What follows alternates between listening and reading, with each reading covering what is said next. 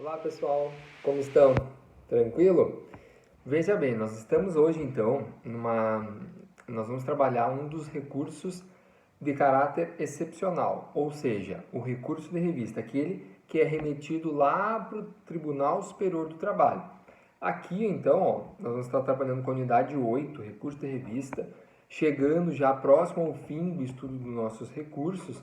Aí na sequência nós vamos estudar algumas ações especiais que ainda podem ser utilizadas aqui no processo trabalhista, mas então, chegando quase já no último recurso cabível aqui no processo trabalhista, nós vamos trabalhar então com o recurso de revista. Bom, primeiramente, o que nós temos que pontuar aqui? Recurso de revista, se nós fizermos uma analogia lá com o processo civil, nós estaríamos diante de um recurso especial. É dirigido, então, a um tribunal superior, no nosso caso aqui, ao Tribunal Superior do Trabalho, TST. Qual o fundamento legal? Nós vamos pegar lá no 896 em diante da CLT, nós vamos ter lá, então, o subsídio normativo. Além, é claro, de ainda se utilizar dispositivos da própria Constituição Federal, ainda também que tem alguma regulamentação. E do Código de Processo Civil também o 1036 lá do CPC também a gente pode usar sempre subsidiariamente, né, o CPC aqui. Mas como eu disse, ele tem um caráter de excepcionalidade. Por quê? Nós vamos ver que não é qualquer processo que vai ter um recurso de revista, não é qualquer matéria que vai ser levada até o TST para ser analisado como recurso de revista. Então, o recurso que nós temos, o recurso principal lá, o recurso ordinário, esse é cabível, então, de qualquer decisão, de qualquer decisão do tribunal ou lá quando é competência originária dos tribunais. Porém, aquilo é garantido, então, o segundo grau de jurisdição, reanalisa provas, matéria de direito e matéria de fato. Aqui não. Aqui, ó, não vai haver a reanálise fática. Não vai reanalisar provas, rediscutir os fatos. Nós vamos, então, ó, ter um cabimento bem mais restrito, portanto. Tá bem? Então, vamos lá, olha só.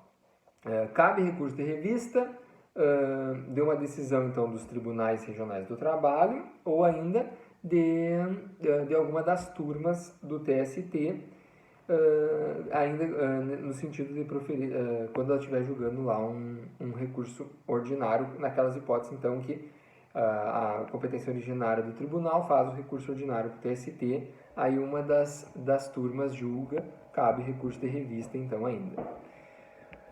Olha só, vamos lá, então. O que é mais importante a gente pode trabalhar aqui?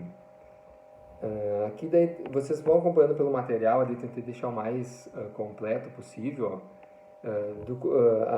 das possibilidades, então, do cabimento ali, do conhecimento do recurso. Nós podemos, então, aliás, no que tange as ações de conhecimento e ações de execução. No que tange a ação de conhecimento, ó, é cabível de decisão, a decisão recorrida dá o mesmo dispositivo de lei federal, interpretação diversa daquele houver dado outro tribunal. Ou seja, aqui, ó, por divergência jurisprudencial. Então, uma decisão de um entendimento diverso de lei federal dado por uma outra decisão de outro TRT, certo? Então, aqui é a divergência jurisprudencial entre tribunais regionais do trabalho. O que mais? O acórdão recorrido da idêntica dispositivo de norma jurídica de lei estadual, convenção coletiva do trabalho, acordo coletivo, sentença normativa ou regulamento empresarial, aqui com área territorial que exceda a jurisdição do TRT. Essa situação nós já vamos falar um pouquinho mais, ela não é tão comum, não é tão simples de poder fundamentar um recurso de revista com base nessa divergência jurisprudencial, que nós já vamos falar mais sobre ela. E ainda, proferidos com violação literal de dispositivo de lei federal ou afronta direta à Constituição, aqui afronta direta, então, literal à Constituição, e decisão recorrida violar súmula ou tese jurídica prevalecente no TRT. Certo? Então, vamos lá. Isso nos processos de conhecimento. No processo de execução, ele é mais limitado. Cabe, então, recurso de revista de decisão recorrida, a decisão recorrida contiver ofensa direta ou literal à Constituição e nas hipóteses das execuções fiscais e nas controvérsias relacionadas com certidão negativa de débito trabalhista por violação da lei federal, divergência jurisprudencial ou ofensa à Constituição, aqui no caso lá das execuções fiscais, no que tange as contribuições previdenciárias, então, por exemplo. Certo? Olha só, o que nós temos que observar ainda aqui, ó? Do julgamento de mérito, incidência e resolução de demanda repetitiva, é cabível também. Ó, do julgamento das decisões de demandas repetitivas, cabe recurso de revista. E por outro lado, são incabíveis os recursos de revista para reexame de fatos e provas. Como eu falei para vocês, fere lá então a súmula 7 do STJ, não cabe reexame de fatos e provas, tá bem? Então, por isso que não pode falar um terceiro grau de jurisdição como se fosse algo recorrível, como garantido lá do duplo grau de jurisdição. Não, porque não é. Ele é, sim, uma terceira instância, a gente pode falar assim, mas não é onde tu vai devolver análise de mérito, análise de fato e de provas lá para o TST. Não é isso, certo? Mas então vamos lá. Quanto às hipóteses de cabimento, a questão que envolve a divergência jurisprudencial, nós vamos ter no 896 a linha A e a linha B. As duas tratam de divergência jurisprudencial. A linha A é a mais cabível, a mais usual. Ou seja, nós vamos interpor recurso de revista de decisões que derem ao mesmo dispositivo de lei federal interpretação diversa. Ou seja, a minha decisão, da qual quero recorrer, ela tem interpretação diversa dada por outro TRT, ou ainda por seção de dissídios individuais do TST, súmula de jurisprudência uniforme do TST, súmula vinculante do STF ou súmula regional ou tese jurídica prevalecente no TRT. A minha decisão, então, ela ofende, há uma divergência jurisprudencial. Então, a minha decisão tem que ter dado interpretação diferente, portanto, diferente a uma lei federal que foi que conforme a decisão paradigma, que é a decisão do outro tribunal. Nós vamos ter, então, decisão recorrida e a decisão paradigma. A paradigma é a decisão do outro tribunal ou da outra seção de decisão individual do TST. Então, sempre há essa divergência aqui. Nós temos a decisão recorrida e a decisão paradigma. Tá bem? Tem o objetivo, então, no que tange a divergência jurisprudencial, é a uniformização da jurisprudência trabalhista. Não é interessante que nós tenhamos várias interpretações diferentes sobre matérias idênticas ou semelhantes. Por quê? Porque isso gera uma insegurança jurídica. Então, cabe aos tribunais superiores tentar uniformizar o entendimento, né? Certo? Portanto, essa divergência jurisprudencial deve ser específica, revelando a existência de teses diversas na interpretação do mesmo dispositivo legal. Ou seja, tem um dispositivo e é clara a divergência. Um tribunal deu um entendimento, o outro tribunal deu outro entendimento, tá bem? É uma divergência expressa, clara, tá bem? Então, deve estar evidenciada essa divergência ali, não é algo sutil ali, não. Ela está clara, realmente é o caso, e o mesmo caso se aplicou uma interpretação divergente. E como que eu comprovo essa divergência jurisprudencial? Através do que? Certidão ou cópia autenticada do acórdão paradigma, nesse caso se estivesse falando de um processo físico, e ainda a citação da fonte oficial. Quando então publicado no Diário Oficial, nós vamos pegar lá qual foi a publicação que foi publicada aquela decisão então, tá bem? Isso, hoje em dia nós vamos adotar basicamente essa. A cópia autenticada é um processo físico, não é exatamente esse o caso, né? E ainda, transcrever nas razões recursais as emendas ou trechos dos acórdãos trazidos à configuração do dissídio. Ou seja, eu tenho que deixar bem claro para o TST, esse aqui é o trecho da minha decisão recorrida, aqui está o trecho do paradigma, da decisão paradigma. Observa-se que há clara divergência aqui. Então, aqui, não se acanhe nesse sentido. Inclusive, eu boto um material demonstrando, inclusive, o conflito analítico de teses, ou seja, tu pode fazer um comparativo ali, faz lado a lado. A decisão recorrida falou isso, a decisão paradigma fala exatamente o oposto, aqui, tá bem? Pode fazer esse comparativo, assim, deixa de forma bem pedagógica para que o julgador possa identificar claramente, tá bem? E a divergência jurisprudencial do 896, a linha B, essa já não é tão utilizável, porque aqui, a divergência da interpretação de lei estadual, convenção, acordo coletivo, sentença normativa ou regulamento da empresa de observância obrigatória em todo o território, em área territorial, aliás, que exceda a jurisdição do TRT prolator do acordo. Portanto, olha só, fica um pouco complexo porque a gente vai falar de uma lei estadual, mas que exceda a jurisprudência do TRT. Basicamente, nós vamos ter um TRT para cada estado, com alguns estados lá na região norte e centro-oeste ali, que acabam tendo abrangência de 2 estados da federação. E ainda com exceção do estado de São Paulo, que tem 2 TRTs no mesmo estado. Esse é o ponto. Por quê? Olha só.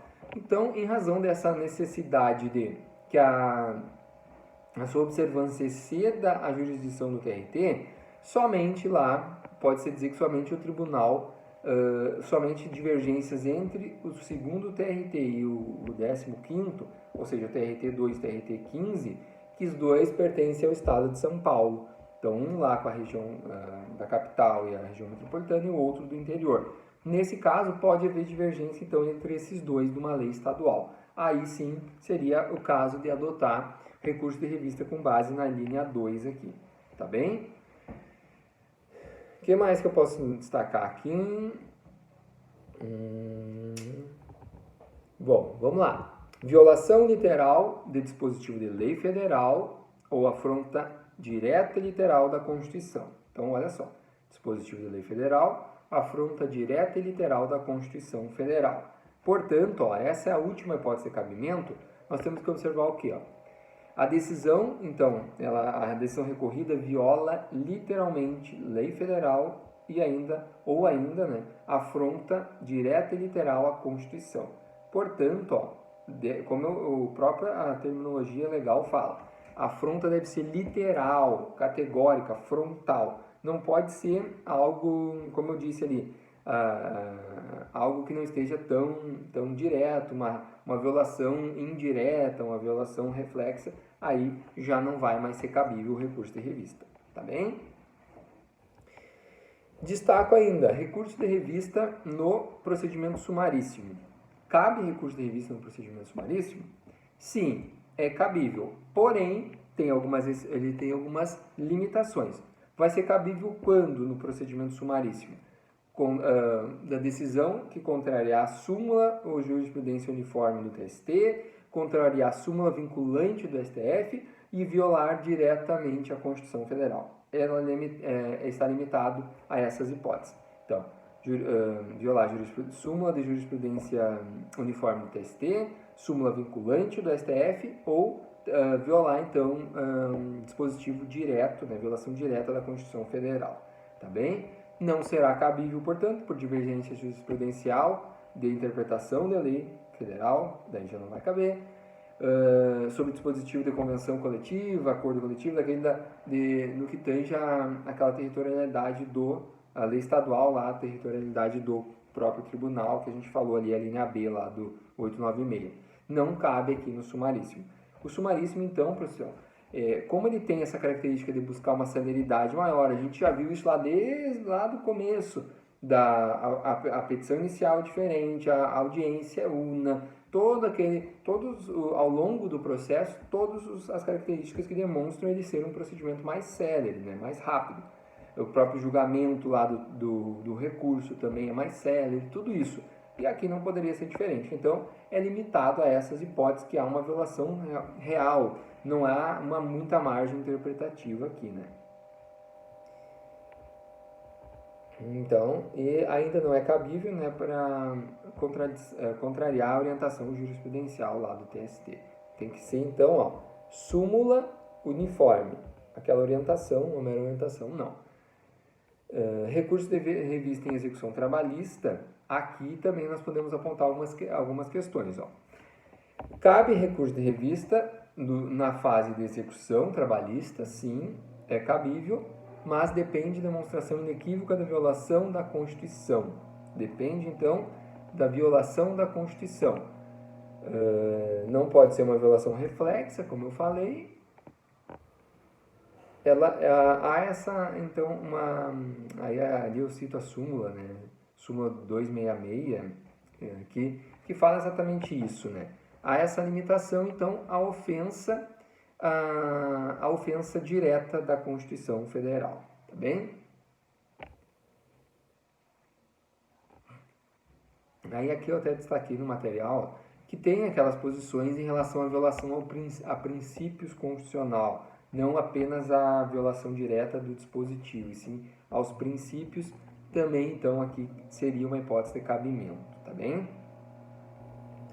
Recurso de revista em agravo de instrumento. Agravo de instrumento, relembrando, é aquele recurso para destrancar o recurso, ou seja, o recurso ordinário não foi, ou melhor, o recurso de revista não foi admitido, eu faço agravo de instrumento, portanto. Atacar decisão que deferiu o prosseguimento do recurso nas decisões prolatadas nos TRTs em relação ao agravo de instrumento é incabível o recurso de revista. Portanto, digamos que é aquela situação. Para o recurso ordinário, não foi admitido, fiz agravo de instrumento. O tribunal julgou agravo de instrumento no que tange ao destrancamento daquele recurso. Da decisão desse agravo de instrumento, não cabe recurso de revista, mesmo que tenha sido julgado pelo tribunal do TRT, aí não cabe no recurso de revista, tá bem? E agora, pessoal, nós vamos chegar num ponto bem importante aqui, pré-questionamento. O pré-questionamento, então, olha só, a gente já chegou a falar isso lá nos embargos de declaração, que a gente falou embargos de declaração, com efeito de pré-questionamento. A necessidade, então, é um requisito de admissibilidade do recurso, de todos os recursos excepcionais, assim como é o recurso de revista, que haja o pré-questionamento da matéria. Ou seja, é necessária a suscitação, então, das questões que tenham sido ventiladas na demanda pelo tribunal. Então, nós podemos fazer lá na sentença, nós podemos fazer no acórdão. Então, tem que ter esse pré-questionamento, a matéria tem que ter sido controvertida. Lembrando que cabe embargos de declaração com efeitos de pré-questionamento, para tornar, então, controvertida a questão, tá bem? Ainda que aqui tem uma discussão que cabe ao tribunal, deixa eu ver se eu não me lembro se eu botei no material de vocês, cabe ao tribunal analisar, então, analisar as matérias que estão sendo discutidas. Então, tem uma ofensa à lei federal, por exemplo, cabe ao tribunal fazer a análise disso. Do contrário, a decisão pode ser omissa e anulável, portanto. Aí foge deixa eu ver se eu coloquei, eu esqueci o termo. Mas cabe, então, ao julgador fazer a análise da decisão, certo? Nesse caso, então, aliás, o julgador análise da matéria controvertida. Se ele não analisou, eu fiz embargos de declaração para o tribunal pré-questionar aquela matéria e o tribunal for omisso novamente, aí há uma omissão do julgador, passível, inclusive, de haver a nulidade daquela decisão, tá bem? Mas cabe, então, a parte fazer, então, os embargos de declaração, caso entenda que não foi controvertido ainda, certo? A necessidade de que haja de maneira clara elementos de que levem à conclusão de que o Tribunal Regional adotou uma tese contrária à lei federal ou à lei ou enunciado. Então, nós precisamos instigar, deixar claramente demonstrado que houve essa ofensa, então, essa interpretação diversa lá da lei, tá bem? Ou da Constituição. E a transcendência, por muito tempo se discutiu se seria cabível ou não, e a reforma trabalhista introduziu isso lá no artigo 896-A da CLT. Então, olha só, o que é transcendência? É a demonstração dos reflexos gerais. Então, nós temos que demonstrar que não se limita apenas à parte que está recorrendo, tem uma transcendência. Então, ele é algo que tem uma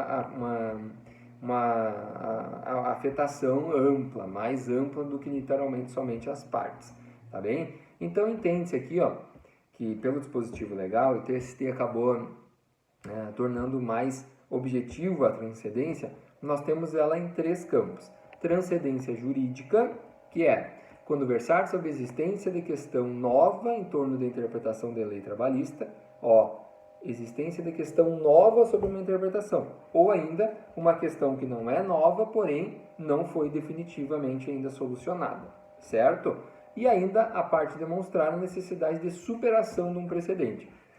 A transcendência jurídica, então, ou é uma questão nova que surgiu e daí busca-se do TST uma posição, ou é uma questão que não é tão nova, porém ainda não há um posicionamento solucionado, uma uniformidade, ou ainda demonstra-se a necessidade de superação de um precedente. Nós temos um precedente e há a necessidade, então, de uma superação, certo?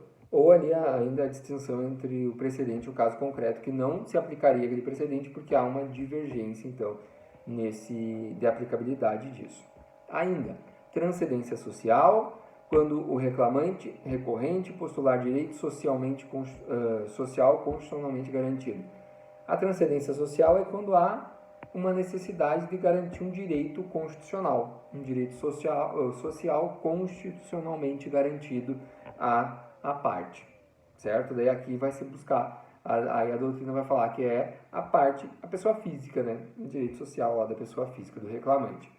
E a transcendência política, por fim, será reconhecida quando houver desrespeito do tribunal local à jurisprudência sumulada do TST ou do STF. Transcendência política, desrespeito do tribunal local, da decisão local, à jurisprudência do TST, a jurisprudência sumulada do TST ou do STF, ou ainda desrespeito à jurisprudência reiterada, que há já uma posição reiterada, e daí com isso demonstra-se uma insegurança jurídica, tá bem? Posição sumulada ou decisões reiteradas, aquelas decisões que o tribunal já se posiciona em várias oportunidades diferentes, tá bem? Vamos lá.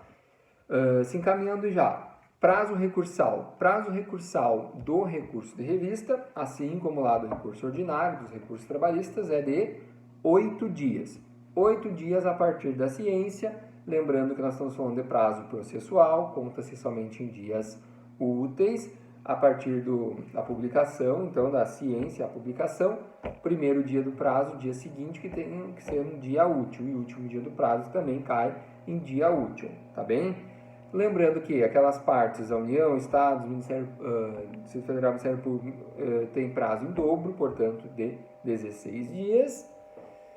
E aquele prazo para litisconsórcio passivo com procuradores distintos, que seria o prazo em dobro previsto lá no CPC, não tem aplicabilidade aqui no recurso de revista, no processo trabalhista, como nós já falamos em outras oportunidades, não tem cabimento aqui, prazo em dobro para litisconsórcio passivo. E agora chegamos naquela peculiaridade dos recursos, então, do processo trabalhista.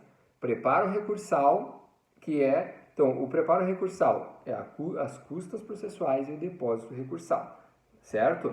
Então, a gente já falou sobre isso lá no recurso ordinário, nós vamos trabalhar novamente aqui.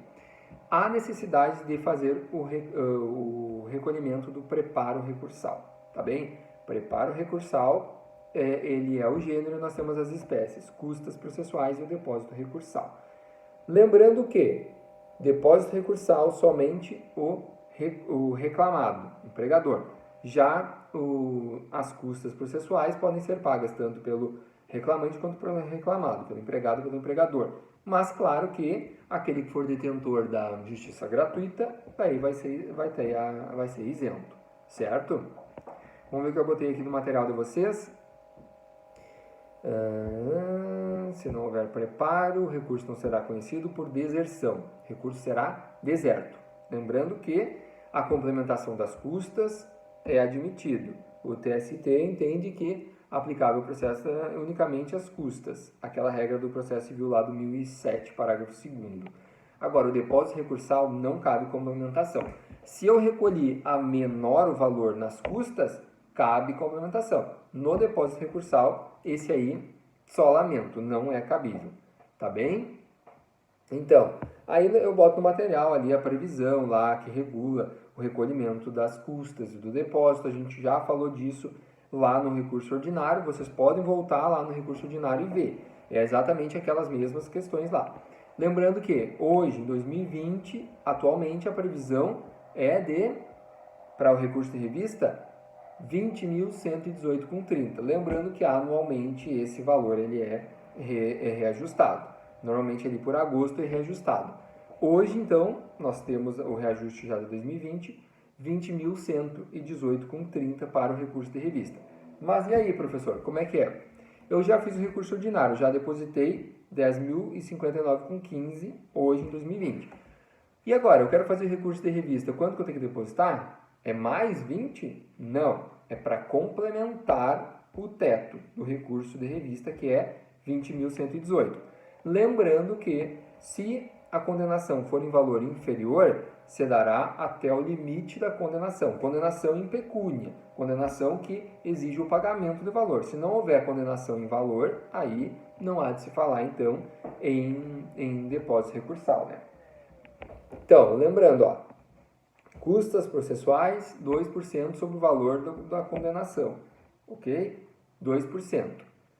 Esse aí vai ser pago como? Será pago, assim como lá no recurso ordinário, através do recolhimento lá pelo GRU, pela Guia de Recolhimento da União Judicial. Aí vocês vão usar aquela mesma terminologia lá, custas processuais, o código do tribunal, para fazer a guia, assim como a gente já falou no recurso ordinário, tá bem? Por isso que eu não vou repetir aqui, nós já tivemos essa aula lá no que tange essa parte procedimental. É a mesma coisa, vocês vão entrar lá, vão preencher esse preenchimento da GRU online, emitem a guia, pagamento no Banco do Brasil ou Caixa Econômica Federal. E o depósito recursal? Depósito recursal, por sua vez, é a mesma sistemática. O recolhimento é pela Guia de Recolhimento do Fundo de Garantia por Tempo de Serviço, GFIP, certo? Mesma coisa, eu vou fazer o preenchimento dela online também, emito a guia e pago. Então, como é que eu vou fazer isso? Aliás, esse depósito recursal fica vinculado à conta do FGTS do empregado, certo? Mas vamos lá, olha só, algumas peculiaridades aqui que nós temos que observar em relação ao valor, como eu falei, ó, o valor de 2020 foi atualizado para 20.118. Mas se a condenação pecuniária, então, ó, lembrando que tem que ser condenado ao pagamento de algum valor. Reclamante, empregado, ainda que condenado numa reconvenção, ele não precisa fazer o depósito recursal. Somente o reclamado, somente o empregador faz depósito recursal. Reclamante pode ter que pagar custas se ele não for detentor da justiça gratuita, certo? Mas então vamos lá, olha só. O juiz vai ter que sempre ser estimado um valor, se não for uma condenação líquida, o juiz vai estimar um valor para essa condenação, né? Então, como que eu vou fazer o recolhimento? Se a condenação é o valor estimado ou líquido foi em valor superior a 20.118, for lá 25.000, eu já depositei os 10.000 ali, os quebrados, para o recurso ordinário. Quanto que eu tenho que fazer? Se a condenação for de 25.000, por exemplo, eu tenho que recolher até a diferença. Eu já depositei 10.059. Eu tenho que recolher mais 10.059,15 para fechar o valor dos 20.118, certo? Então, se já tive o depósito do recurso ordinário, eu vou fazer mais o complementar até chegar no limite lá de 20.118. Agora, se a condenação, isso não é uma condenação superior a 20.118. A condenação inferior, digamos uma condenação de 15, eu já depositei 10.059,15 lá no recurso ordinário. Eu tenho que só complementar até o valor da condenação. Então, até fechar R$15.000, que é o valor da condenação. Certo? É a mesma coisa que a gente já falou lá no recurso ordinário, só estou aqui reiterando para vocês. Certo? É ônus da parte, então, fazer o depósito integral e a sua comprovação. Tem que ser integral, lembrando que não cabe complementação se faltar um centavo, o tribunal vai considerar deserto e não vai admitir o teu recurso. Eu botei uma observação no material de vocês ali, ó. Multa imposta por litigância de má-fé não é pré-requisito para recurso, tá bem? Fui condenado por litigância de má-fé, condenado a uma multa lá de 1% do valor. Eu tenho que pagar essa multa para poder recorrer? Não, não é cabível, certo? Não é exigível o pagamento dessa multa neste momento. No final do processo, sim. Efeitos do recurso de revista: efeito devolutivo, translativo e substitutivo. Portanto, não é admitido efeito suspensivo. Portanto, segue a execução provisória lá da decisão, tá bem? Eu posso fazer o cumprimento lá provisório da decisão, porque não tem efeitos suspensivos. O procedimento, então, assim como a gente viu lá no recurso ordinário, aqui nós vamos falar novamente. O que nós vamos ter? A interposição é direcionada ao tribunal que proferiu o acórdão. Lá no recurso ordinário eu mandava para a vara do trabalho, né? Falando num trâmite normal, assim, quando não for competência originária do tribunal. Simples, uma sentença proferida na vara do trabalho, recurso ordinário eu mandava para o juiz do trabalho. Aqui, o acórdão foi proferido pelo TRT. Eu vou mandar o recurso de revista para o TRT, certo? Quem faz essa admissibilidade é o presidente do TRT. Então, eu posso direcionar essa petição, a peça de interposição, ao presidente do Tribunal Regional do Trabalho da tal região, certo? O presidente, então, poderá denegar ou receber o recurso de revista, certo? Então, esse juízo ACO, que é onde eu direciono, que é o tribunal, ele vai fazer essa análise dos pressupostos objetivos e subjetivos, então é o primeiro juízo de admissibilidade feito pelo presidente do TRT, certo? O que pode acontecer aqui? Ele não dá seguimento. Se ele não der seguimento, qual o recurso cabível? Agravo de instrumento ao TST. Lembrem, agravo de instrumento aqui no processo trabalhista, ele serve para destrancar recurso, certo? E, caso seja admitido, o presidente do TRT admite, então, o recurso. O que ele vai mandar fazer? Vai mandar intimar a parte contrária para apresentar contra-razões ao recurso de revista no prazo de 8 dias, o mesmo prazo do recurso. Remeteu seus autos lá para o TST. Neste caso, qual é o trâmite? Vai haver autuação do recurso, manda para o MP dar parecer, depois vai ser distribuído ao relator, que dá vista ao relator, posteriormente remete ao revisor, vista ao revisor, remete à pauta. Aí vai ser publicado, então, a pauta do julgamento e a publicação posteriormente lá do acórdão do recurso de revista, certo? Esse segundo juízo de admissibilidade, que é no juízo ad quem lá no TST, é feito pelo ministro relator. O relator profere a vista e faz esse o segundo juízo de admissibilidade lá na segunda, num grau de jurisdição lá dos tribunais superiores do TST. Bueno, a estrutura da petição, do recurso de revista. Aqui eu destaco algumas coisas, ó. Aqui, ó, enquanto lá no recurso ordinário a gente vai reproduzir, vai revisitar as provas, a matéria fática, aqui não. Aqui é pontual. Nós já falamos lá quais são os cabimentos. O que eu tenho que indicar aqui, ó? É ônus da parte apresentar no recurso de revista, indicar o trecho da decisão recorrida que consubstancia o pré-questionamento da controvérsia objeto do recurso. Eu tenho que destacar, tu vai colocar na tua petição, literalmente lá, copia literalmente o trecho da decisão em que há essa ofensa à lei, à súmula, como a gente já falou, um daqueles requisitos lá. Então, o que consubstancia o pré-questionamento? O que é o objeto do recurso. Eu tenho que ir lá transcrever o trecho da decisão recorrida. E, além disso, indicar de forma explícita e fundamentada contrariedade ao dispositivo da lei, súmula, orientação jurisprudencial do TST, e ainda expor as razões do pedido de reforma, impugnando todos os fundamentos jurídicos da decisão recorrida, inclusive mediante demonstração analítica de cada dispositivo da lei, constituição, súmula, orientação que foi ofendida. Então, é aquilo que eu falei para vocês. Vocês vão colocar, se é uma divergência jurisprudencial lá, o trecho da decisão recorrida e a decisão paradigma, quando é uma divergência entre tribunais. Ou, ainda, está aqui o trecho. Aqui está, analiticamente, a ofensa à Constituição, ofensa à lei. Então, eu tenho que deixar claro. Aqui, eu sempre digo, tu faz aqui tu tem que desenhar para o ministro. Nós vamos mandar para o TST, nós temos que desenhar cadê a ofensa expressa à Constituição, cadê a ofensa à lei, cadê a divergência jurisprudencial. Eu tenho que deixar bem claro isso, tá bem? E o recurso de revista, sua peça, assim como a gente já viu lá no recurso ordinário, tem duas partes. A peça de interposição, que é dirigida ao juízo ACO, que é o TRT, então, né?